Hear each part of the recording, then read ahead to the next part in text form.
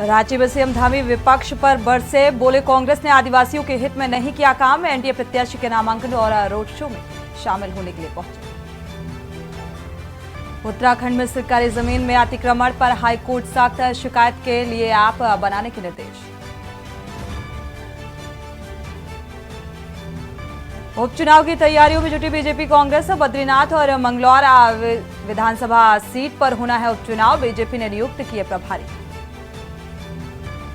चारधाम यात्रा के लिए जरूरी आदेश, शुरुआती 15 दिन यात्रा में ना आए वीआईपी और वीवीआईपी, मुख्य सचिव ने सभी राज्यों को भेजा पत्र।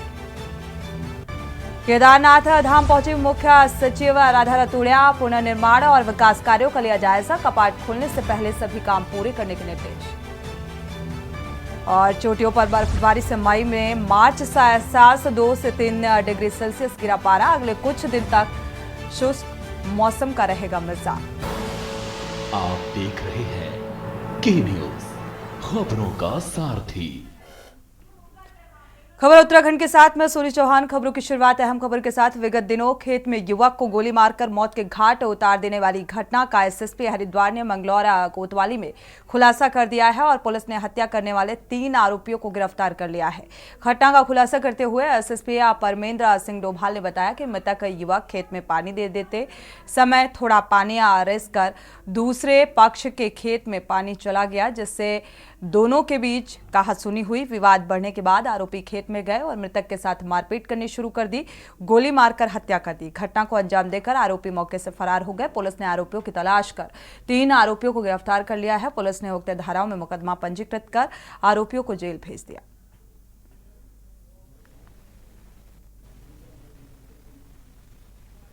अप्रैल के दिन थाना मंगलौर के कुआंहेड़ी जो गांव है, इसके पास में एक हमें सूचना प्राप्त हुई थी कि एक व्यक्ति की बड़े नृशंस तरीके से हत्या की गई है, जिसका नाम भरतवीर है, भरतवीर राठी। पुलिस के द्वारा जब मौके पर हम लोग पहुंचे थे, हम लोगों के द्वारा मौका मुआयना किया गया। आसपास लोगों से जब बात की गई, उसकी माता से जब बात की गई, तो ये बात प्रकाश में आई थी कि भरतवीर का जो खेत है, उसके बगल में एक राजेश आदि का जो खेत है, उसमें पानी रिसने को लेकर इनका विवाद हुआ था, जिसमें सुबह से जो दूसरा पक्ष है वो इसे लगातार उकसा रहा था मौके पर आने के लिए, बुलाने के लिए। और जब इसे उकसा के वहाँ बुलाया गया, इन लोगों ने एक राय हो गए, करीब 6-7 लोग वहाँ पर उपस्थित थे। उन्होंने लाठी डंडों से पहले इसकी मारपीट की, उसके बाद तमंचे से फायर करके इसकी हत्या की गई थी। देहरादून पुलिस ने अंतर्राष्ट्रीय ऑनलाइन सट्टा गिरोह के 9 सदस्यों को गिरफ्तार किया। आपको बता दें कि राजपुर थाना क्षेत्र के ब्राह्मणवाला गांव में स्थित एक फ्लैट में आईपीएल मैचों में ऑनलाइन सट्टा लगाते हुए 9 आरोपियों को गिरफ्तार किया गया। गौरतलब है कि ये गिरोह दुबई से संचालित हो रहा था और एसएसपी अजय सिंह ने बताया कि अभियुक्तों के कब्जे से ऑनलाइन सट्टे में करीब प्रयुक्त किए जा रहे हैं 8 लैपटॉप, 50 मोबाइल फोन और 50 एक्सटेंशन बोर्ड, इलेक्ट्रॉनिक उपकरण और अन्य सामग्री भी बरामद की गई और उसके साथ ही अभियुक्त के खातों में करोड़ों रुपए का ट्रांजैक्शन किया गया। पुलिस की जानकारी के मुताबिक ऑनलाइन सट्टे में प्रयोग किए जा रहे बैंक खातों को सीज करते हुए उसमें जमा कुल 9,25,000 रुपए की धनराशि को भी पुलिस ने फ्रीज कर दिया है और फिलहाल पुलिस आरोपियों से पूछताछ में जुटी हुई है। आपराधिक इतिहास भी खंगालने में जुटी है।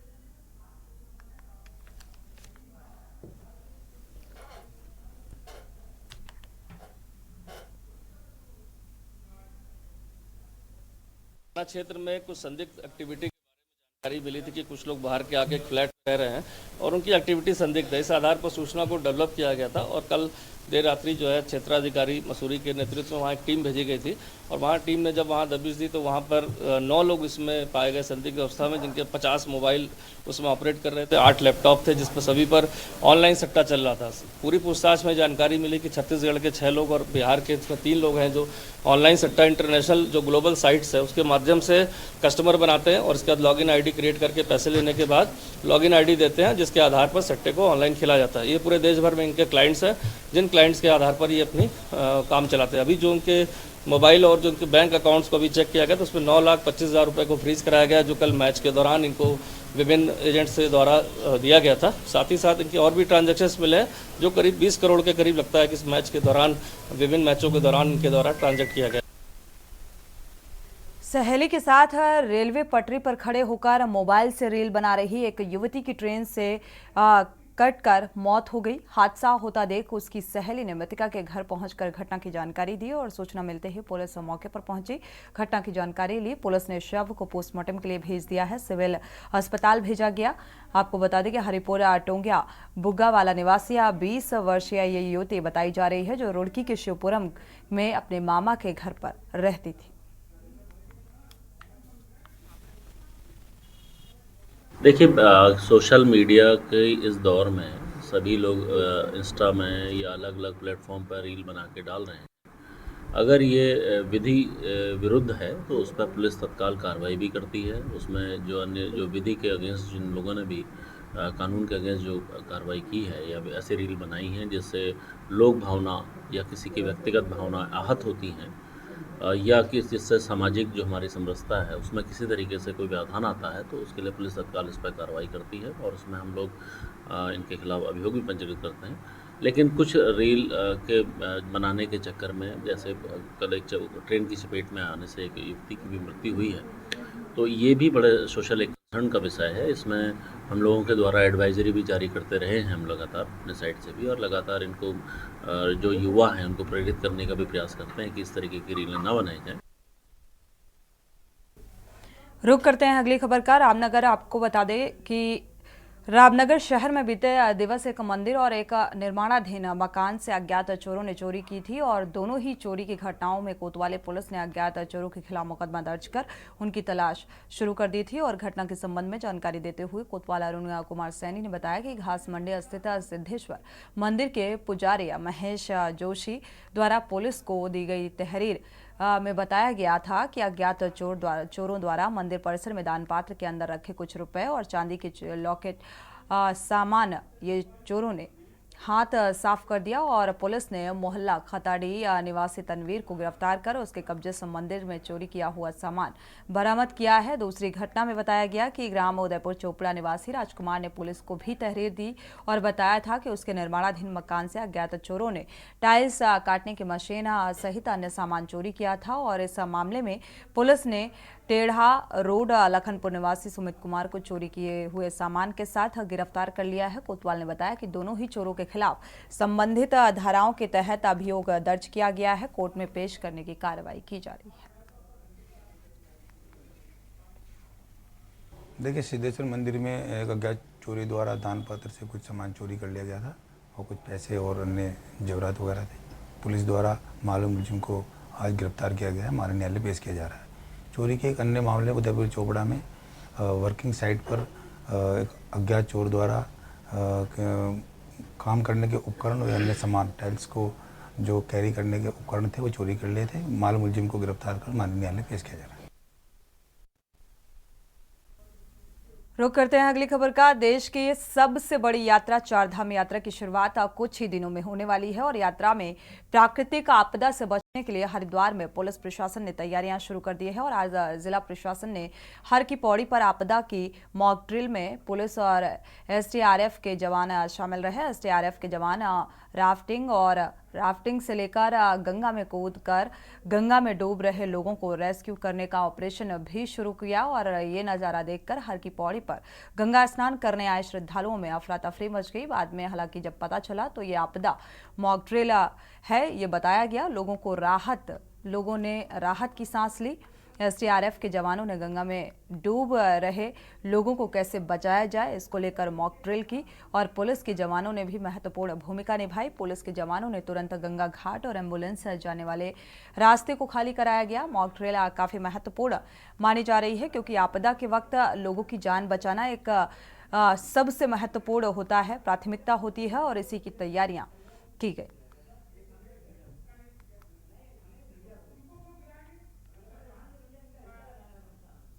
एनडीआरएफ की ओर से जो है हमारे जनपद में जो आज मॉक ड्रिल का आयोजन हुआ चारधाम यात्रा को के दृष्टिगत हुआ।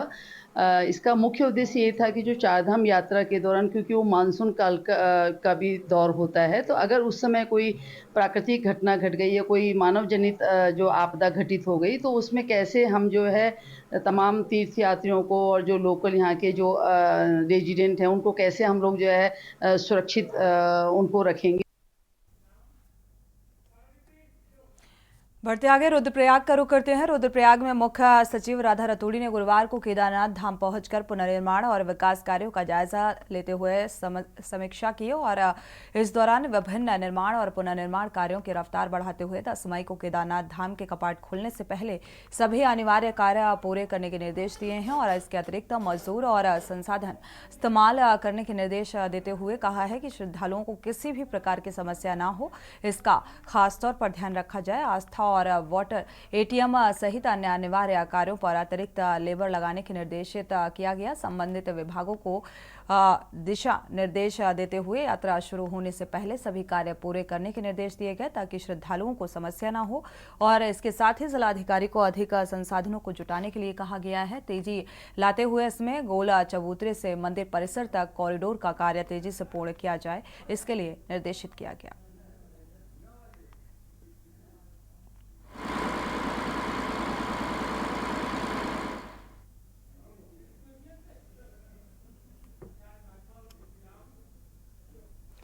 भानियावाला के संगीतियावाला गांव निवासी मेजर प्रणय नेगी 36 वर्षीय की उम्र में ड्यूटी के दौरान बलिदान दे दिया। बीते मंगलवार सुबह करीब सेना मुख्यालय से प्रणय के परिजनों को सूचित किया गया। सूचना मिली कि स्वास्थ्य खराब होने के चलते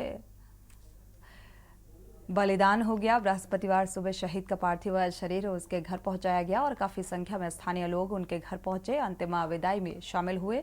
शहीद होने की वजह से सूचना से नगर में शोक की लहर है। श्रद्धांजलि देने के लिए लोगों का तांता लगा।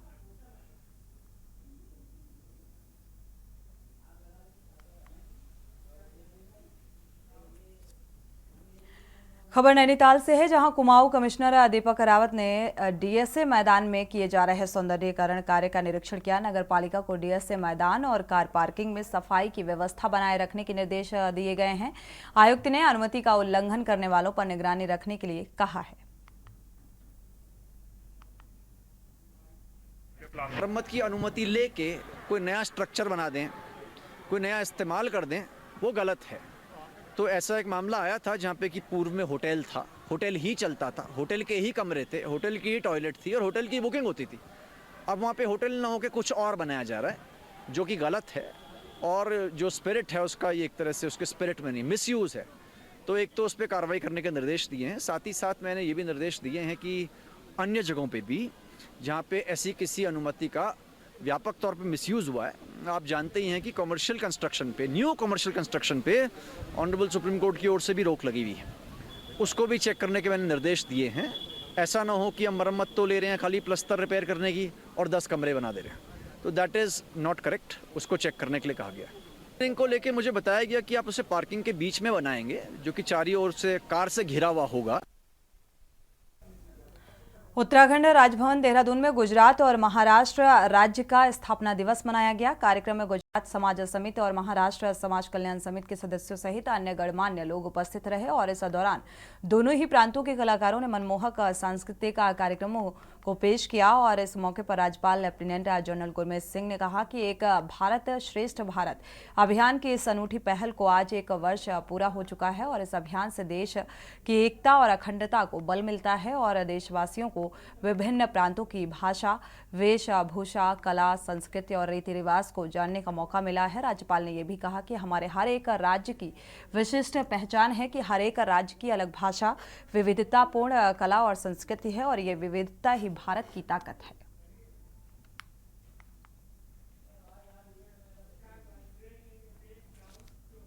वक्त एक छोटे से ब्रेक का, लौटेंगे जल्द। आ रहे हैं रुक करते हैं खबरों का। खबर देहरादून से है, जहां पुलिस लाइन देहरादून में 5 दिवसीय प्रशिक्षण कार्यक्रम की शुरुआत हो गई और एसएसपी अजय सिंह ने प्रशिक्षण कार्यक्रम का शुभारंभ किया। कार्यक्रम में सभी अधिकारियों और कर्मचारियों को पुरानी धाराओं में किए गए संशोधनों और मौजूदा नई धाराओं के संबंध में विस्तृत जानकारी दी गई और जिससे सभी अधिकारी और कर्मचारी नए कानूनों के संबंध में जानकारी प्राप्त कर बिना किसी आशंका के उनका प्रभावी क्रियान्वयन कर सके।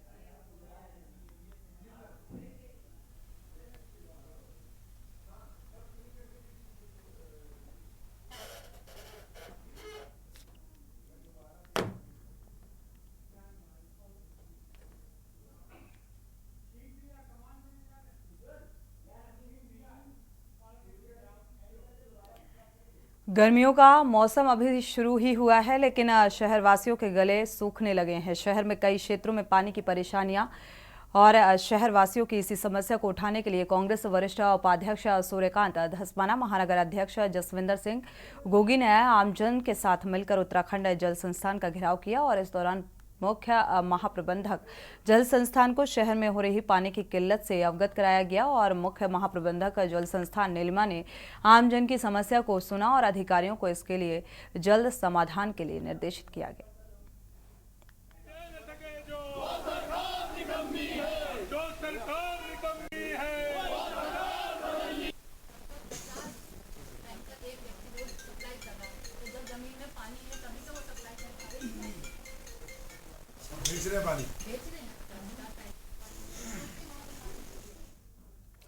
नैनीताल जिले में बिजली विभाग ने बिल वसूली में इस बार रिकॉर्ड तोड़ दिया है। नैनीताल जिले में करीब 2023 और 24 में 524 करोड़ रुपए की बकाया वसूली की गई। बिजली विभाग के अधीक्षण अभियंता नवीन मिश्रा ने जानकारी देते हुए बताया कि इस वर्ष करीब 541 करोड़ का टारगेट रखा गया था, जिसकी सापेक्ष 524 करोड़ यानी कि 97% की वसूली की गई है और इसके साथ ही बिजली चोरी के 296 मामले पकड़े गए, जिनमें से 33 मामलों में मुकदमा दर्ज किया गया और बिजली चोरी करने वालों पर 44 लाख रुपए का जुर्माना लगाया गया था, जिसमें से 29 लाख रुपए की वसूली की गई है। अन्य सभी मामले कोर्ट में विचाराधीन हैं और बिजली विभाग वसूली और बिजली चोरी के मामले में लगातार कार्रवाई कर रहा है। जनपद नैनीताल के अंतर्गत राजस्व वसूली का प्रश्न है। तो पिछले वित्तीय वर्ष 2023-24 में हमारी राजस्व वसूली का लक्ष्य पूरे जनपद का 541 करोड़ रुपए निर्धारित था, जिसके अगेंस्ट हमने 524 करोड़ रुपए की वसूली पूरे साल में की है, जो कि लक्ष्य के सापेक्ष 96.85% है। और अगर राजस्व वसूली की वृद्धि के दर से बात करें तो पिछले वर्ष 2023-24 और 22-23 को अगर हम कंपेयर करें तो हमारे जनपद में जो राजस्व वसूली की वृद्धि है वो 13.84% रही है। का आपने प्रश्न किया तो पिछले वित्तीय वर्ष में बिजली चोरी के हमने लगभग 293 मामले पकड़े थे, जिनमें 33 मामले गंभीर प्रकृति के थे, जिनके विरुद्ध हमने संबंधित थाने में FIR दर्ज कराई है। इन 293 मामलों में 44 लाख रुपए का राजस्व निर्धारण हमने किया था और उसके अगेंस्ट 31 मार्च तक हम लोगों ने 29 लाख रुपए की लगभग वसूली कर ली है। शेष जो वसूली हेतु लंबित मामले हैं वो न्यायालय में वर्तमान में गतिमान है और माननीय न्यायालय के निर्णय के अनुसार उनमें अग्रेतर कार्रवाई की जाए। रुक करते हैं अगली खबर का। गर्मियों के साथ साथ गर्मी हल्द्वानी शहर की फिजा में इन दिनों गुलमोहर के फूलों की बहार है और शहर में जगह जगह गुलमोहर के फूल खिल चुके हैं। खास बात ये कि हल्द्वानी शहर के बीचों बीच नैनीताल रोड पर गुलमोहर के सबसे अधिक पेड़ हैं, जो सड़क के दोनों ओर खिले हुए हैं और लोगों को अपनी ओर आकर्षित कर रहे हैं। और यही नहीं, गर्मी के मौसम में गुलमोहर के पेड़ और उसके फूल लोगों को ठंड के साथ साथ हवा में महक की खुशबू भी दे रहे हैं। शहर में जगह जगह समाजसेवी संस्थाओं और वन विभाग के सहयोग से गुलमोहर के पेड़ लगाए गए हैं, जो इन दिनों खिले हुए हैं और नैनीताल रोड पर पर्यटकों के साथ साथ लोगों के लिए आकर्षण का केंद्र है। हल्द्वानी के MBA PG कॉलेज के प्रोफेसर प्रेम प्रकाश का कहना है कि गुलमोहर लोगों को छांव देने के साथ साथ खूबसूरती दिखाता है, जो औषधीय गुणों से भरपूर है।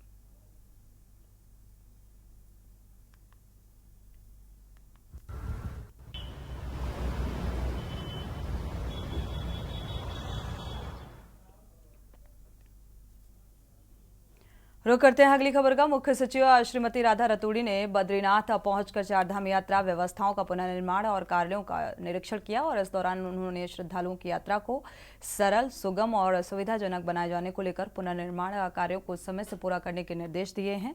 और पर्यटन विभाग के विशेष कार्य अधिकारी भास्कर खुलवे, पर्यटन सचिव कुर्वे और डीजीपी अभिनव कुमार के साथ हेलीकॉप्टर से बद्रीनाथ पहुंची और उन्होंने यात्रा व्यवस्थाओं और पुनर्निर्माण कार्यों का स्थलीय निरीक्षण कर अधिकारियों को निर्देशित किया। चारधाम यात्रा पर आने वाले श्रद्धालुओं की यात्रा को सरल और सुगम बनाया जाए, उसके लिए व्यवस्थाएं चुस्त दुरुस्त की जाएं। साथ ही जो कई अन्य संस्थाएं हैं उनको निर्माण कार्यों की गुणवत्ता का भी ध्यान रखने के लिए निर्देशित किया।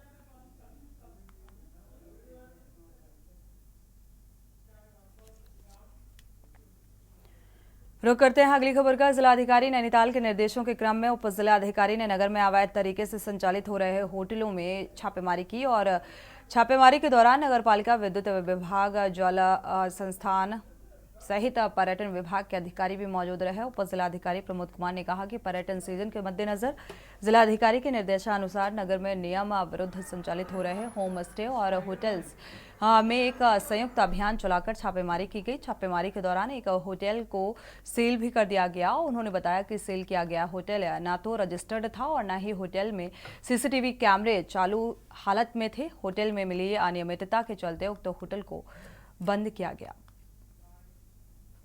पर्यटन सीजन को दृष्टि में रखते हुए जिलाधिकारी महोदय के निर्देशानुसार जो है आज एक संयुक्त टीम बनाई गई थी, जिसमें मैं स्वयं और हमारे ईओ नगर पालिका परिषद, पर्यटन विभाग के अधिकारी, दलस्तान और hydel pollution control board, police सभी विभाग की टीम के द्वारा ज्वाइंट रूप से छापेमारी की गई थी। जिसमें सबसे पहले हम लोगों ने एक होटल को निरीक्षण किया था। उस होटल के डॉक्यूमेंट में सबसे पहले ये पाया गया उसका रजिस्ट्रेशन भी नहीं था। उसके बाद जो सीसीटीवी कैमरे भी प्रॉपर्ली वर्क नहीं कर रहे थे। इसके अलावा वहाँ पर उनका रजिस्ट्रेशन के अलावा जो वहाँ पर टैरिफ कार्ड्स होते हैं, टैरिफ होता है, वो भी वहाँ मेंशन नहीं था और काफ़ी सारी अनियमितताएं हमको वहाँ पर नजर आई। इसी के साथ खबर उत्तराखंड में इतना ही। आगे देखिए हमारा खास प्रोग्राम मंथन हमारे प्रधान संपादक दुर्गेन चौहान के साथ।